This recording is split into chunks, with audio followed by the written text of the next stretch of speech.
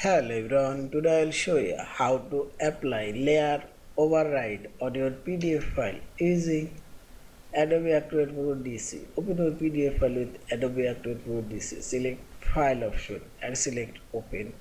I have already opened this PDF file and this left sidebar here you will find this arrow. Click here and select this layer icon.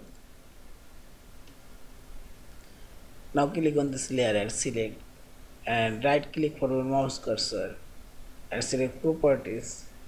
Here you will not find this layer override option and this top click on this option drop down menu and here you will find this apply print override.